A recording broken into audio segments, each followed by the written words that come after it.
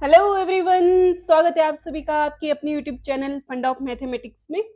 आज हम अपनी रियल एनालिसिस का नेक्स्ट लेक्चर लेके आए हैं जो हमने हमारी एचपी सेट की टारगेट सेट सीरीज स्टार्ट की है।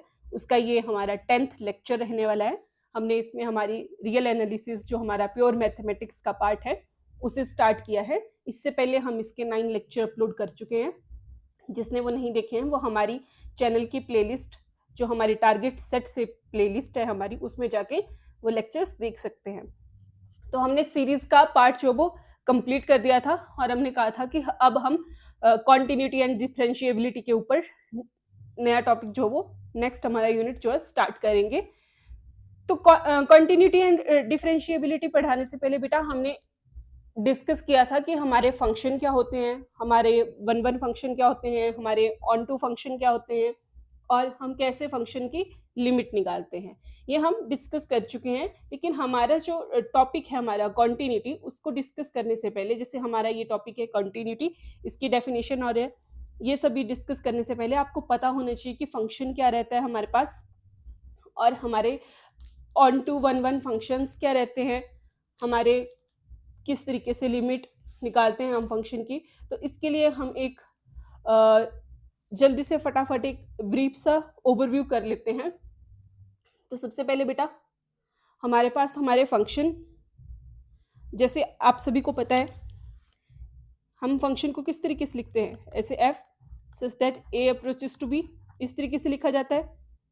जैसे f of x is equal to x square plus 2 और x किसको बिलोंग करेगा, रियल नंबर को।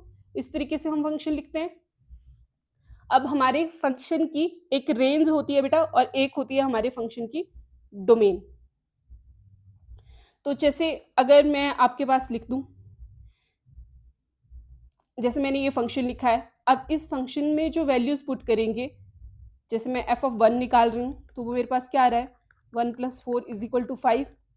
f ऑफ 2 क्या निकल के आ रहा है बेटा मेरे पास, 2 का स्क्वायर 4 + 4 इज इक्वल टू 8 और 3 डाल रही हूँ तब क्या निकल के आ रहा है, 9 + 4 इज इक्वल टू 13। तो अब डोमेन क्या आ जाएगी बेटा, डोमेन क्या आ जाएगी मेरे पास, डोमेन आ जाएगी 1, 2 एंड 3। और उसी तरह रेंज क्या आ जाएगी मेरे पास, रेंज क्या आ जाएगी, जो ये हमें टर्म्स मिल रही है रिजल्ट, तो वो क्या आ रही है हमारे पास 5, 8 एंड 13। तो ये हमारी डोमेन एंड रेंज रहती थी। हमने ये सब आपसे डिस्कस किया हुआ है पहले। सो हमारे पास इस तरीके की डोमेन एंड रेंज रहती है हमारे फंक्शन की। अब फटाफट एक हल्का सा idea one one and onto function का भी ले लेते हैं। मैं डेफिनेशन प्रॉपर नहीं करवाऊंगी क्योंकि ये हम पहले करवा चुके हैं। मैं आपको जल्दी से एक ओवरव्यू सा देती हूँ। वन वन फंक्शन क्या होता था बेटा, जैसे ये दो होते थे हमारे पास, जैसे मैं यहाँ पे ले लूँ 1, 2, 3, 1, यहाँ पे ABC ले लेती हूँ, ABCD। अगर हर एक फंक्शन की इसकी एक यूनिक एक इमेज बन रही है तो वो क्या रहती थी हमारे पास, इन सारी की एक एक अपनी यूनिक इमेज बननी चाहिए। किसी एक एलिमेंट पे दो पॉइंट नहीं होने चाहिए, जैसे इसकी कोई दो इमेज नहीं होनी चाहिए। तो वो क्या रहता था हमारा वन वन फंक्शन, क्योंकि वन वन को अगर आप इस तरीके से देखें कि हम आपस में 1-to-1 कन्वर्सेशन हो रही है, सिर्फ दो पीपल इन्वॉल्व हैं, आपस में एक दूसरे से बात कर रहे हैं, 1-to-1 कन्वर्सेशन हो रहा है, तो वही इस तरीके से समझ ली कि वन वन फंक्शन में भी वही होता है। इसका किसी और के साथ नहीं हो सकता है, जैसे इसका किसी और के साथ नहीं हो सकता है, इस तरीके से नहीं हो सकता है, तो वो हमारा वन वन फंक्शन नहीं होता है। और अगर हम बात करें बेटा ऑन टू फंक्शन की, तो ऑन टू फंक्शन क्या रहता था हमारे पास, जैसे मैं फिर से ये दो ले लेती हूँ, 1, 2, 3, 4, 1, 2, 3।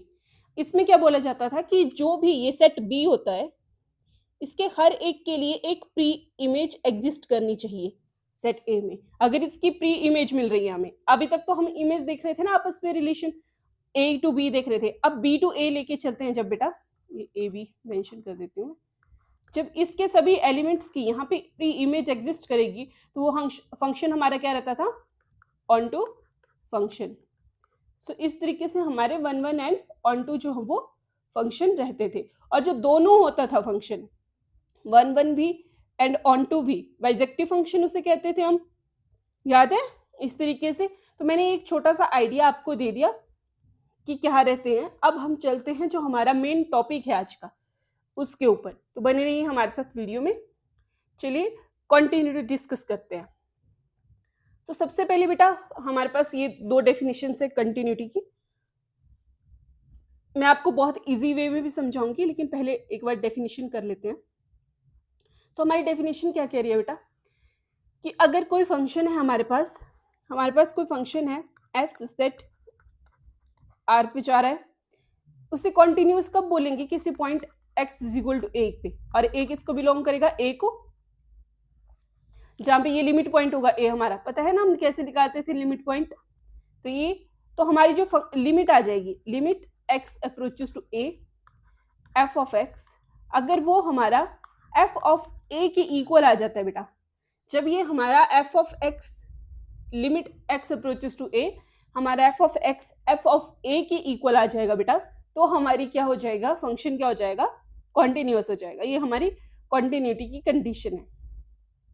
दूसरी हमारी डेफिनेशन क्या बोल रही है कि f of x is continuous at x is equal to a if and only if हमारे पास कोई ए एन होगा, वो अगर ए को अप्रोच करेगा तो एफ ऑफ ए एन किसको अप्रोच करना चाहिए? एफ ऑफ ए को। ये सेम ही कह रहा है बेटा कि हमारे पास एफ ऑफ एक्स जो है वो एफ ऑफ ए के इक्वल आना चाहिए, उसको अप्रोच करना चाहिए, वही हमारी वैल्यू आनी चाहिए। डेफिनेशन आपको क्लियर होगी? तो चलिए मैं आपको इसका एक एग्जाम्पल करवा के दिखाती हूँ। जैसे अगर ये हमारे पास एग्जाम्पल है बेटा, हमें बोला गया है कि हमारा फंक्शन है एक्स साइन, मैं लिख लेती हूँ फंक्शन एफ ऑफ एक्स क्या दिया गया है हमारे पास? X sign 1/x। क्या बोला गया है? x is not equals to 0। जब ये वैल्यू है तो x हमारा नॉन जीरो है, और 0 when x is equals to 0। ये हमारे पास फंक्शन दिया गया है बेटा। तो ठीक है, अब इसको चेक करें, हमें क्या निकालनी पड़ेगी बेटा? लिमिट। तो निकाल लेते हैं limit x approaches to 0, f of क्या आ जाएगा? एफ ऑफ एक्स, इसके साथ लिमिट लगा देंगे हम, लिमिट x अप्रोचेस टू 0, तो x साइन 1/x, ये कहाँ भागेगा बेटा? 1/x 1/n की फॉर्म आ रही है ना, वो कहाँ जाती थी? 0 के इक्वल। किसके इक्वल आ रहा है? तो ये 0 के। अब 10 कहते हैं ना बेटा 0 की ओर भागता है फंक्शन हमारा, तो कहाँ पहुंच गया? ये 0 के इक्वल। और अगर मैं एफ ऑफ ए ले लूं, सेकेंड फंक्शन ये हम कर रहे थे जब एफ ऑफ एक्स था, अब एफ ऑफ ए हमसे पूछा किसके लिए गया है? हमें बताना कि फंक्शन कॉन्टिन्यूअस है at x is equal to 0। इसको मैं ऐसे लिख लेती हूँ, एक्स इज इक्वल टू 0, इस पे हमें चेक करना है। तो हमारा एफ ऑफ ए क्या है बेटा? 0। तो एफ ऑफ 0 निकाल लें, एफ ऑफ 0 निकालेंगे बेटा तो क्या आ जाएगा? यहाँ पे 0 पुट करो, यहाँ पे 0 पुट करो एक्स की जगह, तो ये तो सारा फंक्शन क्या हो गया? 0। तो हमारा जो limit x approaches to 0 f of x है, वो हमारा एफ ऑफ a के इक्वल आ रहा है, तो हमारा फंक्शन क्या हो जाएगा बेटा? कॉन्टिन्यूअस। किस पॉइंट पे? इस x इज इक्वल टू 0, इस पॉइंट पे हमारा फंक्शन क्या हो जाएगा? कॉन्टिन्यूअस आ जाएगा। क्लियर? अब इसके लिए एक पर्टिकुलर डेफिनेशन इस तरीके से भी मैंने आपको मेंशन किया ताकि और अच्छे से क्लियर हो जाए। अगर हमारा कोई फंक्शन है बेटा रियल नंबर का, रियल वैल्यूड फंक्शन है, और a पॉइंट है कोई डोमेन का, तो वहां पे क्या एग्जिस्ट करता है? एफ ऑफ एक्स, एक डेल्टा एग्जिस्ट करता है, उसके लिए क्या कंडीशन आती है? F of x minus f of a whole under the modulus is less than epsilon. और हमें पता है ये एप्सिलन क्या होता है बेटा? हमारा बहुत ही छोटा एक एलिमेंट होता है ना एप्सिलन, और modulus of x minus A less than delta, ये भी इसी तरह का एक स्मॉलेस्ट एलिमेंट रहता है हमारा, और x किसको बिलोंग करता है? हमारे डोमेन को, a को। तो तब ये हमारा जो फंक्शन होता है वो कॉन्टिन्यूअस हो जाता है। अब ये जो अगर आप इसको ध्यान से देखिए बेटा, f of x minus f of a, मैंने इसलिए इसको इस तरीके से लिखा क्योंकि जब भी एमसीक्यू होते हैं तो जरूरी नहीं है कि जो हमारा स्टेटमेंट बेस्ड क्वेश्चन है उसमें डेफिनेशन उस तरीके से लिखी हो कि हाँ लिमिट ये इसके इक्वल आ रहा है। अगर इस तरीके से लिख दिया कि हमारे पास ये लेस देन एप्सिलन आ रहा है for any x minus A less than delta के लिए, तो उधर आपको पता होना चाहिए कि ये भी डेफिनेशन हमारी किसकी है? कॉन्टिन्यूअस फंक्शन की जाती है, क्योंकि लिमिट वाले कॉन्सेप्ट को अपने आप इसके अंडर लेके चलती है, इसी के एग्जिस्ट कर रहा है ना, यहीं से हमें क्या मिल रहा है, f of x is equal to f of a. तो ये जो होता है बेटा, इसको इस तरीके से भी लिखा गया हो सकता है। जब भी आपके एमसीक्यू में मल्टी चॉइस क्वेश्चन आ जाते हैं, या फिर एमसीक्यू में बहुत सारे सिमिलर ऑप्शंस रहते हैं, तब आपको जो होता है वो सॉरी, बहुत ही अच्छे से एक एक अपनी स्टेटमेंट को देख के सिलेक्ट करना होता है।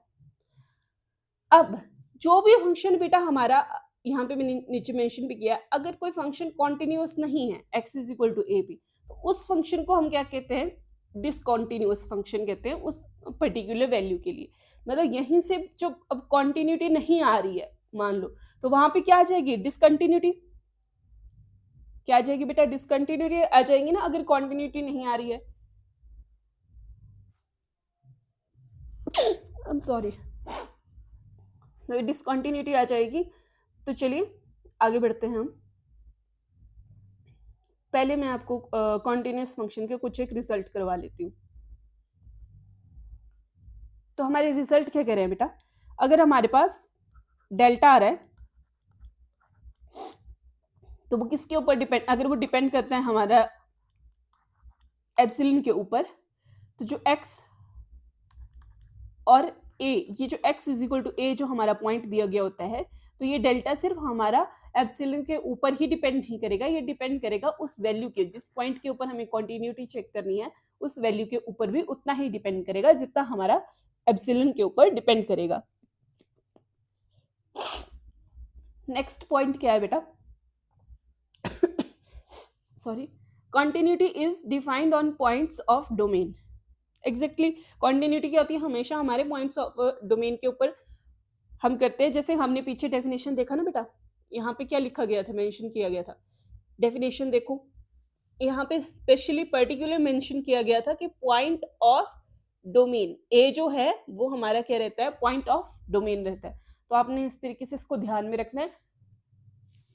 अगर स्टेटमेंट बेस्ड क्वेश्चन आया तो वहां से इस पे बन सकता है, अगर लिख दिया कि कॉन्टिन्यूटी डिफाइन होती है रेंज के ऊपर, तो वो वहीं पे हमारा ऑप्शन क्या हो जाएगा, गलत हो जाएगा। हमारी जो कंटिन्यूटी होती है वो बेटा किसके ऊपर डिफाइन करते हैं हम, पॉइंट्स ऑफ डोमेन के ऊपर। नेक्स्ट पॉइंट क्या कह रहा है बेटा हमारा, अगर a बिलोंग कर रहा है किसी a डैश क्यू, तो हमारा फंक्शन कॉन्टिन्यूअस होगा at x is equal to a, अगर हमारी limit x approaches to a, f of x जो होगा f ऑफ a के इक्वल होगी। चाहे ये a डैश को ही बिलोंग कर रहा है, डोमेन में ही होगा, तो हमारा x is equal to a के लिए हमारी लिमिट क्या आनी चाहिए, f ऑफ x की f ऑफ a के इक्वल आनी चाहिए। तो हमारा फंक्शन क्या हो जाएगा बेटा, हमारा फंक्शन क्या हो जाएगा, हमारे पास कॉन्टिन्यूअस फंक्शन क्या हो जाएगा हमारा, कॉन्टिन्यूअस। तो ये हमारा कॉन्टिन्यूटी वाला कॉन्सेप्ट था कि कैसे कैसे निकालते हैं। अभी अभी हम इसको और भी आगे करेंगे, अभी डिसकंटिन्यूटी डिस्कस कर लेते हैं। जब इसका एक बहुत इंपॉर्टेंट वाला पार्ट आता है हमारा यूनिफॉर्म कॉन्टिन्यूटी, उसको हम नेक्स्ट लेक्चर में करेंगे डिस्कस। उसमें क्या रहता है कि उसके ऊपर से हमें क्वेश्चन देखने को मिलते हैं, और मैं आपको साथ साथ में डिफरेंशिएबिलिटी भी करवाऊंगी उसके, और पीवाईक्यू भी करवाऊंगी। तो आज हम अब डिसकंटिन्यूटी पे फोकस करते हैं, क्योंकि यहाँ पे मैंने एक लाइन मेंशन की बेटा कि अगर कोई फंक्शन कॉन्टिन्यूअस नहीं है तो वो डिसकंटिन्यूअस होगा। अब यूनिफॉर्म कॉन्टिन्यूटी जैसे कन्वर्जेंस और एब्सोल्यूट कन्वर्जेंस था ना, ये उस तरीके से चलते हैं साथ साथ में, लेकिन उसके लिए हमने पहले कन्वर्जेंस, डाइवर्जेंस, ऑसिलेटरी फंक्शन सब कुछ पढ़ा। तो उसी तरीके से पहले हम डिसकंटिन्यूटी को भी अच्छे से जान लेंगे, कौन कौन सी किस किस टाइप की रहती है। उसके बाद हम मूव करेंगे हमारे यूनिफॉर्म कॉन्टिन्यूटी पे, क्योंकि तब आपको पता चल जाएगा कि फंक्शन अच्छा ये इस तरीके से एग्जिस्ट कर रहा है, तो हमारे पास पॉसिबिलिटी ऑफ द डिसकंटिन्यूटी यहाँ पे एग्जिस्ट कर रही है। Okay, let's go further. चलो एक क्वेश्चन और कर लेते हैं, मैंने मेंशन किया है यहाँ पे हमारे पास क्या दिया गया बेटा, फंक्शन क्या दिया गया है, साइन एक्स है और साइन हाइपरबोलिक एक्स है, ये दिया गया है। और एक्स किसको बिलोंग कर रहा है, रेशनल को, और ये बिलोंग कर रहा है इररेशनल को। ये साइन फंक्शन के लिए बेटा, ये जो ऊपर मैंने एक स्टेटमेंट लिखी है ना, लिखी है यहाँ पे, आपको दिख रहा होगा साइन एक्स अपॉन एक्स, ये हर जगह हमारा कॉन्टिन्यूस ही रहता है। ये एक अब ऐसे भी याद कर लेना, ये हमारा कॉन्टिन्यूस ही होते हैं फंक्शन साइन एक्स वाले। लेकिन अब इसको चेक कर लेते हैं, तो हाइपरबोलिक फंक्शन के लिए और साइन के लिए इसको चेक कर लेते हैं बेटा।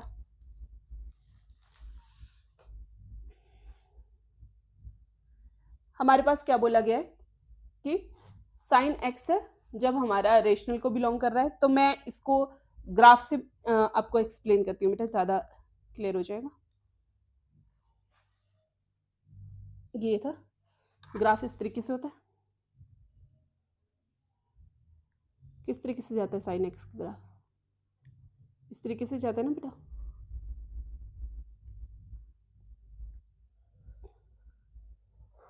इस तरीके से होता है हमारा साइन का ग्राफ। तो अब ये तो हमारा साइन का है, और साइन हाइपरबोलिक क्या होता है?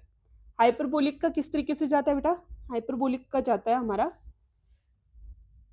इस तरीके से, इस तरीके से, ये इस तरीके से इस लाइन के पास से जा रहा है, और ये कॉन्टिन्यूस फंक्शन बताना है हमें। तो ये, हाँ, यहाँ पे अब देखो, अगर आप at x is equal to 0, इस पॉइंट पे at x is equal to 0, मैं अलग अलग पेन लेती हूँ। अगर आप ध्यान से देखें बेटा, तो इस पॉइंट पे at x is equal to 0 हमारा फंक्शन क्या आ रहा है? हमारा फंक्शन क्या आ रहा है? कॉन्टिन्यूस आ रहा है। F of x is continuous. क्यों आ रहा है बेटा? क्योंकि अगर आप इस पॉइंट पे देखो, तो इस पॉइंट पे एफ ऑफ एक्स की वैल्यू क्या आ रही है? जो एफ ऑफ एक्स की वैल्यू आ रही है, वही यहाँ पे किसकी वैल्यू आएगी? एफ ऑफ ए की। अगर हम डायरेक्ट वैल्यू पुट करेंगे एफ ऑफ 0, तो भी तो हमारा फंक्शन एक्स 0 के लिए तो 0 आ जाएगा एफ ऑफ ए, क्योंकि ए की जगह क्या आएगा? 0। और एफ ऑफ एक्स इस पॉइंट पे क्या वैल्यू शो कर रहा है बेटा? जहां पे ये हाइपरबोलिक और साइन फंक्शन दोनों आपस में इंटरसेक्ट कर रहे हैं बेटा, वहां पे क्या पॉइंट आ रहा है? 0। तो ये एफ ऑफ फंक्शन हमारा किसके इक्वल्स टू आ रहा है? 0 के। इसकी लिमिट 0 पे जा रही है, और उसी तरह ये किसके इक्वल आ रहा है? हमारा एफ ऑफ ए के। तो हमारा ये फंक्शन क्या हो जाएगा बेटा? कॉन्टिन्यूस हो जाएगा at x is equal to 0। उसी तरह अगर कॉस के लिए करूं मैं बेटा, इसको मैं कॉस के लिए भी करवा देती हूँ आपको। ये कॉस का ग्राफ किस तरीके से ऐसे होता है ना बेटा, ये रहता है हमारा कॉस का ग्राफ। प्लीज ये मेरी लाइंस को थोड़ा इग्नोर करना। और हाइपरबोलिक का किस तरीके से आता है? इस तरीके से आता है बेटा, इस तरीके से। तो ये मीट कहाँ पे होते हैं? ये यहाँ पे मीट होते हैं।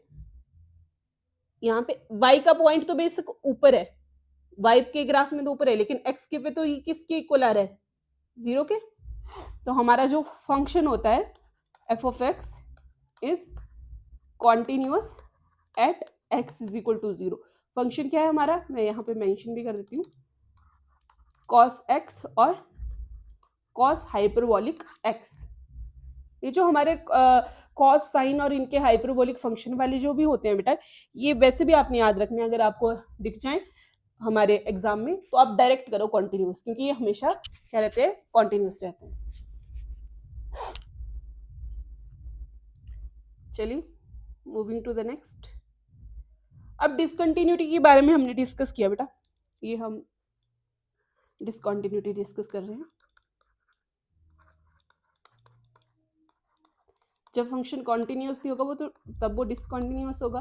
और ये जो रिमूवल डिसकंटिन्यूटी है बेटा, ये हमारी, इसको हम एक और नाम भी देते हैं, इसको हम हमारी सिंपल डिसकंटिन्यूटी भी बोलते हैं। क्या बोलते हैं बेटा? Simple discontinuity. ये हमारी सिंपल डिसकंटिन्यूटी भी बोला जाता है इसको, जो हमारी रिमूवल डिसकंटिन्यूटी। अब इसमें क्या होता है बेटा, जैसे जो लिमिट होगी एफ ऑफ एक्स की, वो एग्जिस्ट करेगी बट इक्वल नहीं होगी एफ ऑफ ए के। मतलब कि हमारा limit x approaches to a, f of x is not equals to f of a. ये एफ ऑफ ए के इक्वल नहीं होगा। और आप सबको पता है कि ये जो ए पॉइंट होता है, ये वो वाला पॉइंट होता है जिसके ऊपर हमें कॉन्टिन्यूटी चेक करनी रहती है। तो तो इस पॉइंट पे बेटा ये इक्वल्स नहीं आती है जब हमारे, तो वो हमारी रिमूवेबल डिसकंटिन्यूटी होती है। लेकिन एक कॉन्टिन्यूटी बेटा ऐसी होती है कि इसको हम इजीली रिमूव कर सकते हैं, इसको बहुत सिंपल डिसकंटिन्यूटी बोला जाता है, क्योंकि इसको हम इजीली रिमूव कर सकते हैं just by replacing some a single term. जैसे इस ए की वैल्यू को चेंज करके हम इसको कर सकते हैं, चेंज कर सकते हैं, रिमूव कर सकते हैं इस डिसकंटिन्यूटी को। अब देखो बेटा, मैं इसको आपको ये जो एग्जांपल दिया गया है इसको मैं एक्सप्लेन करवाती हूँ, तो इसको मैं इरेज कर देती हूँ, वरना मेरे को नेक्स्ट स्लाइड पे जंप करना पड़ेगा। तो चलो अब क्वेश्चन डिस्कस कर लेते हैं बेटा। अगर आप देखें तो हमारे पास एफ ऑफ एक्स क्या दिया गया बेटा, एफ ऑफ एक्स दिया गया है हमारे पास साइन एक्स और यहाँ पे 5 है। अगर हमारे पास x नॉट 0 है तो साइन x है, अगर x हमारा 0 है तो 5 आ रहा है, ये बोला गया। अब अगर आप इसको देखिए बेटा तो लिमिट x अप्रोचेस टू 0, क्योंकि 0 पे चेक करनी है हमें इसकी कॉन्टिन्यूटी डिसकॉन्टिन्यूटी, तो ये f ऑफ x की जब मैं करूं, अब मैं इसको 0 पे अप्रोच करूं बेटा जी साइन x को, अगर x 0 जा रहा है तो ये कहाँ भागेगा बेटा, कहाँ भागेगा 0 की ओर, क्योंकि साइन 0 कर दूं तो मैंने तो ये 0 की ओर भागेगा बेटा, भाग रहा है ना बेटा ये 0 की ओर। और उसी तरह अगर बट हमारे पास दिया क्या गया है कि जब 0 है x, मतलब f ऑफ 0 क्या दिया गया है 5। अब ये दोनों आपस में क्या आ रहे हैं, इक्वल नहीं आ रहे हैं, इक्वल नहीं आ रहे हैं बेटा, तो हम क्या करेंगे, x is equal to 0 is removable discontinuity, ये क्या है, रिमूवेबल डिसकॉन्टिन्यूटी है। क्योंकि अगर मैं कंडीशन दे दूं बेटा, अब इसको अगर मुझे डिसकॉन्टिन्यूटी का इसको रिमूव करना है, मतलब इस फंक्शन को कॉन्टिन्यूअस बना देना है, तो अगर मैं यहाँ पे ये लिख दूं कि f इस 5 की जगह क्या लिख दूं 0 at x is equal to, अगर ये फंक्शन 0 आ जाए तो बेटा जी ये क्या हो जाएगा आपका फंक्शन, अगर ये कंडीशन बनती है तो फंक्शन क्या आ जाएगा हमारा कॉन्टिन्यूअस, फंक्शन क्या हो जाएगा हमारा कॉन्टिन्यूअस हो जाएगा। तो ये जो एक कंडीशन है ये बेटा आपके पास ये बताती है कि आप इस डिसकंटिन्यूटी को इजीली रिमूव कर सकते हैं, ये रिमूवेबल डिसकंटिन्यूटी है, और इसको हम एक और नाम देते हैं हमारा, जो कि है सिंपल डिसकंटिन्यूटी। क्लियर, चलिए नेक्स्ट करते हैं। नेक्स्ट जो हमारी डिसकंटिन्यूटी है बेटा उसको हम कहते हैं जंप डिसकंटिन्यूटी। क्या कहते हैं इसको हम, जंप डिसकंटिन्यूटी। अब इसमें क्या रहता है बेटा हमारे पास, limit x approaches to a, left hand limit a positive, याद है ना लेफ्ट हैंड लिमिट के लिए लगाते हैं हम, x approaches to a negative,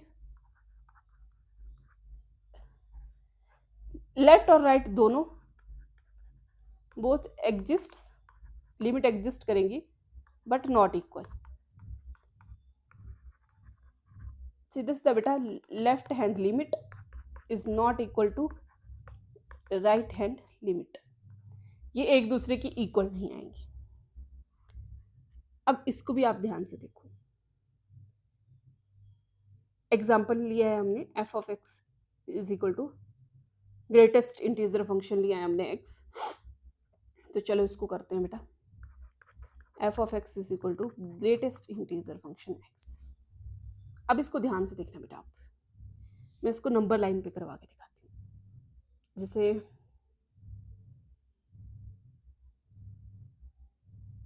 कोई भी वैल्यू मान लेती हूँ मैं इस x की, ये नंबर मैं मान ले रही हूँ कि ये वैल्यू 5 है, तो लेफ्ट हैंड जब लिमिट करेंगे हम x approaches to 5 negative f of x, तो ये कहाँ पे जाएगा, लेफ्ट हैंड लिमिट बेटा इस साइड को आएगा और राइट हैंड लिमिट इस साइड को आएगा। जब बहुत ज्यादा डिफरेंस ना भी करे तो एप्सिलन, हमें याद है एप्सिलन करते थे, वो डिफरेंस चेंज आता है, तो यहाँ पे बेटा जी क्या आ जाएगा, यहाँ पे आ जाएगा 5 माइनस एप्सिलन, और यहाँ पे क्या आ जाएगा 5 प्लस एप्सिलन ग्रेटेस्ट इंटीजर की फॉर्म में, तो ये आ रहा है मेरे पास बेटा। क्लियर, अब अगर मैं देखूं बेटा इसको, जब ये लेफ्ट हैंड लिमिट है इस साइड वाले को मैं कंसीडर कर रही हूँ, तो ये तो इसको पीछे ले जाएगा, तो इसमें से 5 में से तो कम हो रहा है, 5 के इक्वल तो मान लो अप्रॉक्स ये हमारा 4 पे जाएगी। जब भी इसको करेंगे ना बेटा हम, तो ये किसकी ओर जंप कर जाएगी, 4 पे। और अगर मैं limit x right hand limit लूँ, उसमें बहुत स्मॉल चेंज भी अगर आए तो भी वो कहाँ पे हमारी रहेगी, 5 से अब ही आएगी। तो इसको अगर 5 मांग लो या तो 6 पे जा रही है, तो पर इसको हम स्मॉलेस्ट टर्म लेते हैं तो वो हमारी 5 पे आ जाएगी। तो एक 4 आ रहा है, एक 5 आ रहा है, दोनों एक दूसरे के इक्वल नहीं आ रहे हैं, नहीं आ रहे हैं ना बेटा इक्वल। तो ये कौन सी हो जाएगी हमारी, कौन सी हो जाएगी ये, फर्स्ट काइंड ऑफ डिसकंटिन्यूटी, या इसे हम जंप डिसकंटिन्यूटी बोलते हैं, या इसको हम एक और नाम भी देते हैं बेटा, ये हमारी फर्स्ट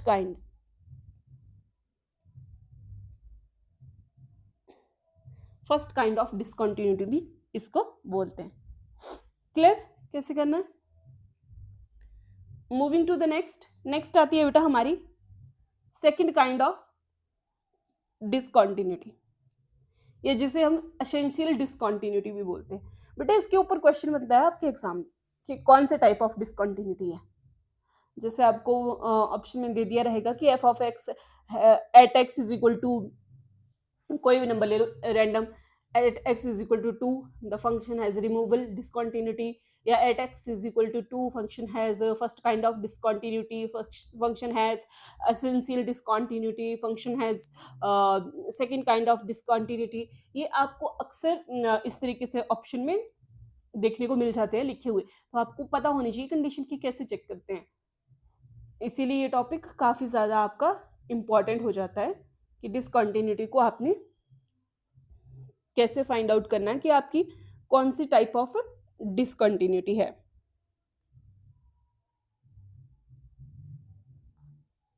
तो चलिए नेक्स्ट है हमारे पास बेटा सेकंड काइंड एसेंशियल डिसकंटिन्यूटी। अब इसमें जो फर्स्ट वाली है वो इनफाइनाइट डिसकंटिन्यूटी बोलते हैं बेटा। इसका आपने याद रखना है, इसके अनबाउंडेड जो होता है हमारा फंक्शन तब आती है। इसमें क्या रहता है हमारे पास, limit x approaches to a f of x किसकी इक्वल आता है, इन्फिनिटी के, चाहे पॉजिटिव इन्फिनिटी आए चाहे नेगेटिव इन्फिनिटी आए। अगर इन्फिनिटी पे जा रहा है मतलब एग्जिस्ट ही नहीं कर रहा है, या इसको ऐसे भी बोल सकते हो आप, डजंट एग्जिस्ट। अगर एग्जिस्ट नहीं करता है तो फंक्शन हमारा डिसकंटिन्यूस हो जाता है, एसेंशियल डिसकंटिन्यूटी होती है, उसको रिमूव नहीं किया जा सकता। और इसमें कंडीशन देख लो बेटा, ये अनबाउंडेड हो तब देखने को मिलती है हमें ये एसेंशियल या सेकंड काइंड ऑफ डिसकंटिन्यूटी। अब जैसे मैंने इसका एक एग्जांपल मेंशन किया है, अगर आप इसको ध्यान से देखो बेटा एग्जांपल को, limit x approaches to 0 1 upon x है। अब 1 अपॉन एक्स हमारा कहाँ भागता है, एक्स इज इक्वल टू 0, तो ये 1 अपॉन 0 ये का अनडिवाइड इन्फिनिटी की ओर जाएगा। अगर नेगेटिव में करेंगे तो भी इन्फिनिटी की ओर जाएगा, और अगर पॉजिटिव में करेंगे तो भी इन्फिनिटी की ओर जाएगा। मतलब लेफ्ट हैंड लिमिट और राइट हैंड तो भी वो इन्फिनिटी की ओर जाएंगे। तो ये अगर इन्फिनिटी की ओर जा रहा है तो मतलब हम, और ये हमारा अनबाउंडेड फंक्शन भी है, तो ये हमारा क्या बना देगा, एसेंशियल डिसकंटिन्यूटी। कैसी आ जाएगी बेटा, एसेंशियल डिसकंटिन्यूटी। और अगर हमारी एसेंशियल डिसकंटिन्यूटी आ रही है तो ये हमारी कौन सी होती है, सेकंड काइंड होती है, ये भी आपको पता होनी चाहिए।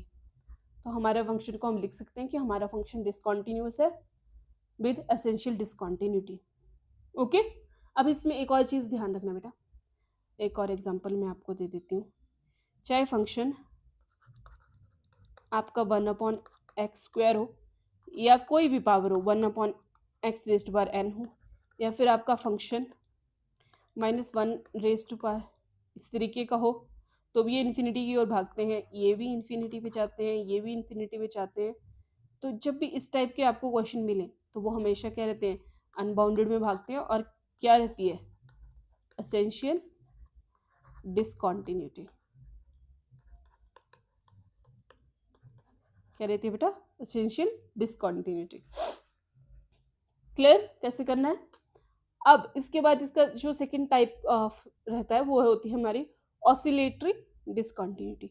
अब इसमें क्या रहता है बेटा, इसमें हमारे पास क्या रहता है, limit x approaches to a f of x है वो एग्जिस्ट नहीं करेगी। डजंट एग्जिस्ट मतलब एग्जिस्ट नहीं करेगी, कोई एक पर्टिकुलर वैल्यू नहीं आएगी। बट हमारा फंक्शन एफ क्या होता है, वो बाउंडेड होता है, तो वो किसी दो टर्म्स के बीच में हमेशा ऑसिलेट करती रहती है। जिसमें मैंने एग्जांपल लिया है बेटा साइन 1/x। जब साइन 1/x, अब हमें पता है साइन की वैल्यू कहाँ से कहाँ तक वेरी करता है, +1 और -1, तो -1 to 1 इनके बीच में ऑसिलेट करता रहता है ना बेटा, इन दोनों वैल्यूज के बीच में क्या करता रहेगा, ऑसिलेट करता रहेगा। तो ये हमारे कैसे होते जाते हैं, ऑसिलेटरी फंक्शन हो जाता है। लेकिन हमारा फंक्शन साइन एक्स क्या होता है तो बाउंडेड है ना, इसी सेट के बीच में रह रहा है तो बाउंडेड है, लेकिन इसकी लिमिट एग्जिस्ट नहीं कर रही है, लिमिट हमारी एग्जिस्ट नहीं कर रही है, बट फंक्शन हमारा बाउंडेड है। तो हमारे पास कौन सी आ जाएगी, ऑसिलेटरी डिसकंटिन्यूटी आ जाएगी। और ये जो बेटा आपकी ऑसिलेटरी डिसकंटिन्यूटी है, इसको एक और बोलते हैं हम मिक्स्ड डिसकंटिन्यूटी भी बोल देते हैं। कैसी, मिक्स्ड डिसकंटिन्यूटी, या तो इसको मिक्स्ड डिसकंटिन्यूटी बोल देते हैं, या तो इसको ऑसिलेटरी डिसकंटिन्यूटी बोल देते हैं बेटा। और ये इस तरीके से ऑसिलेट करता है हमारा फंक्शन, तब हमारे पास रहती है। अब चलो कुछ एक रिजल्ट है बेटा, वो डिस्कस कर लेते हैं। ये रिजल्ट है और ये इंपॉर्टेंट है, ये आपने याद रखने हैं, ये हमारे इंपॉर्टेंट रहते हैं एग्जाम पॉइंट ऑफ व्यू से। जैसे फर्स्ट काइंड ऑफ डिसकंटिन्यूटी जो होती है काउंटेबल होती है, जैसे हमने कहा था monotone function has only jump discontinuity.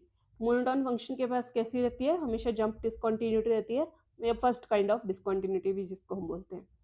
Monotone function has almost countable number of discontinuity. इसके पास कैसी होती है, काउंटेबल नंबर ऑफ डिसकंटिन्यूटी होती है, कि इतने जंप करेगा ना, किसी एक पॉइंट पे डिसकंटिन्यूस होगा, बाकी अगले पे फिर से कॉन्टिन्यूस होगा, फिर से डिसकंटिन्यूस होगा, तो पता चल जाता है कि कितने पॉइंट्स पे जो है वो डिसकंटिन्यूस है, मतलब कितनी डिसकंटिन्यूटी आ रही है। और नेक्स्ट क्या बोल रहा है, अगर हमारा फंक्शन कॉन्टिन्यूस है एट एक्स, अगर फंक्शन क्या है बेटा, कॉन्टिन्यूस है x is equal to a पे, इस वैल्यू पे हमारा फंक्शन क्या है, कॉन्टिन्यूस है, तो f इज बाउंडेड। पहले तो f बाउंडेड आ जाएगा, और कहाँ बाउंडेड आएगा, in neighbourhood of x is equal to a. इस x is equal to a, इस a की नेबरहुड में ही हमारा फंक्शन क्या होगा, बाउंडेड होगा। अगर हमारा फंक्शन कॉन्टिन्यूस है तो इसी a की नेबरहुड में हमारा फंक्शन क्या रहेगा बेटा, बाउंडेड रहेगा। तो ये कुछ एक रिजल्ट थे हमारे पास।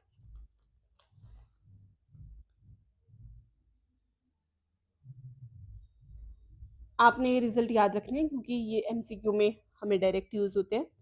तो आज के लेक्चर को मैं यहीं एंड कर रही हूँ बेटा। कल हम डिस्कस करेंगे थ्योरम्स, इससे रिलेटेड थ्योरम्स डिस्कस करेंगे, और फिर मैं यूनिफॉर्म डिसकंटिन्यूटी और करूँगी, और वहाँ के क्वेश्चन करेंगे प्रैक्टिस, क्योंकि वहाँ से डायरेक्ट क्वेश्चन मिलते हैं सॉल्व करने वाले। आई होप आपको लेक्चर अच्छा लगा हो और आप अच्छे से प्रिपेयर कर रहे होंगे। जिन्होंने फर्स्ट टाइम विजिट किया वो चैनल को सब्सक्राइब कर लीजिए बेटा, क्योंकि यहाँ पे हम आपके एग्ज़ाम की कंप्लीट प्रिपरेशन करवाने वाले हैं। और अगर किसी बच्चे को कोई प्रॉब्लम आ रही है तो वो कमेंट बॉक्स में कमेंट करके बता सकता है कि आपको इस चीज़ में प्रॉब्लम आ रही है, या कुछ समझ नहीं आया है तो वो भी बता सकते हैं, या आपको कोई और हेल्प चाहिए तो वो भी आप बता सकते हैं। तो मिलते हैं कल बेटा नेक्स्ट लेक्चर के साथ। तब तक के लिए अपना ध्यान रखिए, बीमार होने से भी बचिए, वायरल हो रहा है, अपना ध्यान रखिए। मिलते हैं कल नेक्स्ट लेक्चर में, तब तक के लिए हमें सपोर्ट करते रहिए। चैनल को सब्सक्राइब कर लीजिए, लाइक कर दीजिए, वो तो आपने कर ही दिया होगा, शेयर कीजिए और भी फ्रेंड्स के साथ, और भी लोग, ताकि हमसे आके जुड़ सकें। तो मिलते हैं कल, तब तक के लिए बाय बाय।